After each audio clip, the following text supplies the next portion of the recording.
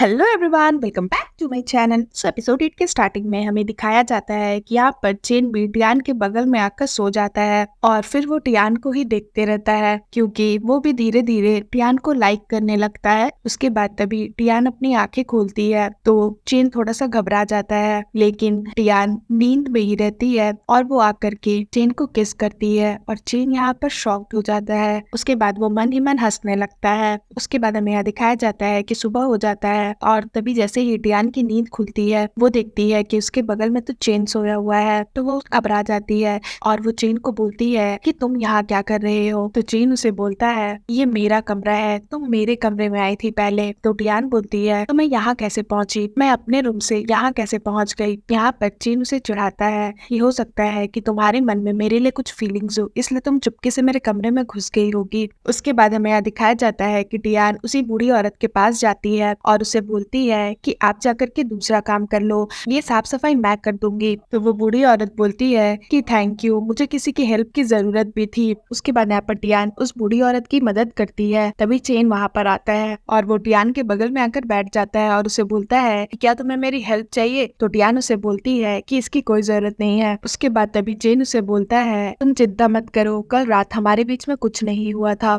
But हाँ एक चीज है जो मैंने रिकॉर्ड कर ली थी और वो भी बहुत फनी है। मैंने किसी के सोते हुए की वीडियो रिकॉर्ड की थी और वो बहुत ही अजीब सी पोजीशन में सो रहा था।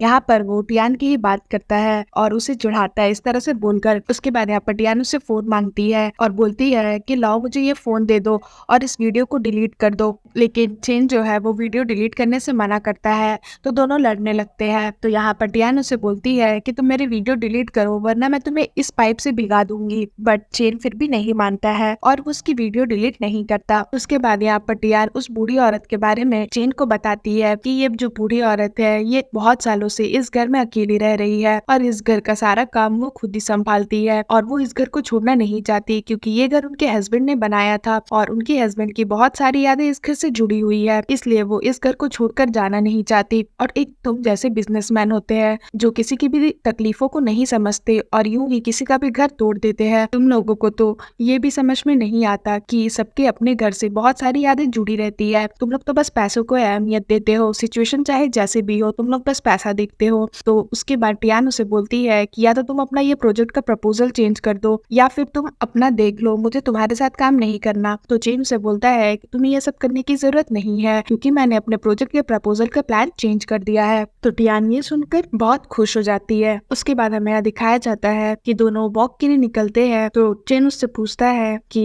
क्या तुम पहले से जानती थी कि जो मिसेस यांग है यानी कि वो जो बूढ़ी औरत है वो अपने घर को छोड़कर जाना नहीं चाहती और अपने हस्बैंड की यादों को समेट कर रखना चाहती है। तो टियान उसे बोलती है कि हाँ मैंने उनके बारे में कुछ रिसर्च किया था, तब मुझे ये सब चीजें पता चली। उसके बाद यहाँ पर टियान पूछती है चेन से कि क्या मिसेस यांग और उनके हस्बैंड के जैसा कोई प्यार कर सकता है एक दूसरे से। मुझे नहीं लगता कि आजकल के जमाने में ऐसा प्यार कोई करता होगा, ऐसा मिसेस यांग अपने पति से करती है। तो यहाँ पर चेन टियान की बात सुनकर चुप हो जाता है और फिर वो उसे बोलता है कि जब मैं छोटा था मैं सोचता था कि मैं बड़ा होकर कैप्टन बनूंगा और मैं बहुत सारे शहर घूमूंगा, बट अब मुझे अपने फैमिली बिजनेस को चलाना पड़ रहा है और ही ग्रुप का भी इंचार्ज मुझे ही लेना पड़ रहा है। तो यहाँ पर टियान उसे बोलती है कि फैमिली बिजनेस को चलाना और उनके लिए फाइट करना, क्या यही तुम्हारा लाइफ का गोल रह गया है। तो चेन उसे बोलता है ही ग्रुप का जो सिचुएशन है वो तुम नहीं जानती, जितना तुम सोच भी नहीं सकती उससे ज्यादा ही कॉम्प्लिकेटेड है, इसलिए ही ग्रुप के बारे में मुझे ही सोचना होगा। टियान उसे बोलती है कि क्या तुम्हारे लाइफ में प्यार के लिए कोई जगह नहीं है। तो चेन उसे बोलता है प्यार को बस मैं 10% ही अपने लाइफ में रखता हूँ। उसके बाद वो टियान को बोलता है कि हम लोग दोनों तो सेम ही है ना। तो टियान उसे बोलती है मुझे तो अपनी ग्रैंडमा का ख्याल रखना है और उन्हें उनका पुराना घर वापस दिलवाना है, तो इसलिए अभी मेरे पास प्यार करने के लिए कोई टाइम नहीं है। मैं तो प्यार को अपने लाइफ में बस 5% ही अहमियत दे सकती हूँ। तो चेन उसे बोलता है इसका मतलब हम लोग दोनों तो बिल्कुल ही सेम हुए है ना। और फिर सीन यहाँ पर खत्म हो जाता है। सो फ्रेंड्स, अगर आपको मेरी ये वीडियो अच्छी लगी हो तो प्लीज मेरे वीडियो को लाइक करिएगा, मेरे चैनल को सब्सक्राइब करिएगा। मैं जल्द इसका न्यू एपिसोड लेकर के आऊंगी, दोस्तों वेट करिएगा। सो फ्रेंड्स, बाय बाय, मिलते हैं फिर से एक न्यू वीडियो के साथ।